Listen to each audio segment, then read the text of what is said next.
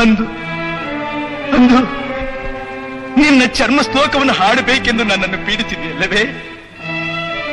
ಇದು ಪರಲೋಕದಲ್ಲಿರುವ ನನ್ನ ತಂದೆ, ನನ್ನ ಭೋಜ ಹಾಡುತ್ತಿದ್ದೇನೆ. ತೃಪ್ತನಾಗು, ತೃಪ್ತನಾಗು. ಅದ್ಯದಾರ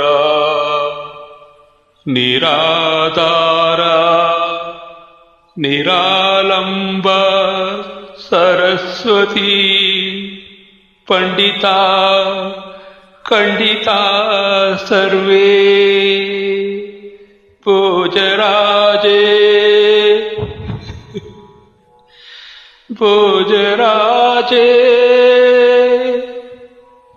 ಭೋಜರಾಜೇ ದಿವಂಗತೆ.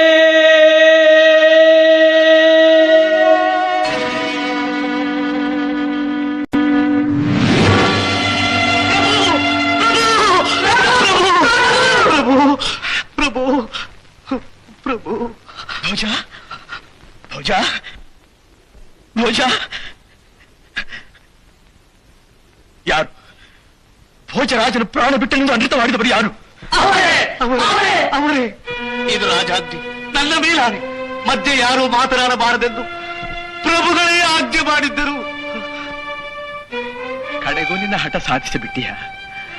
ಬದುಕಿರುವಾಗಲೇ ಚರ್ಮಶ್ಲೋಕ ಹೇಳಿಸಿಬಿಟ್ಟಿಯ.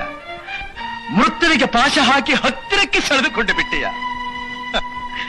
ಮಿತ್ರ, ಈ ನಿನ್ನ ಕಾಳಿದಾಸನು ನಿನ್ನನ್ನು ಕಳೆದುಕೊಂಡು ನೆಮ್ಮದಿಯಿಂದ ಬದುಕುವನೆಂದು ಭಾವಿಸಿದೆಯಾ?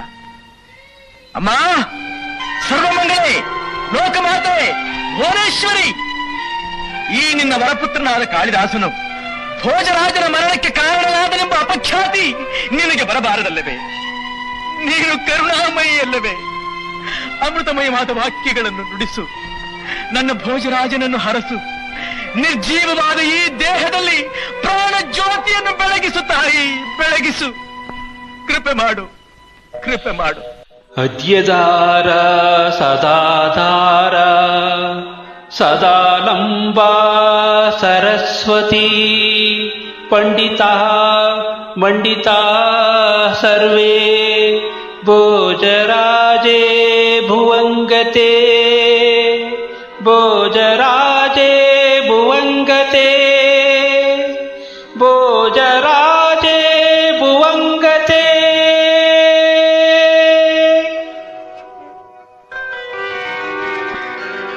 ಓ ಓ ಓ ಓ ಓ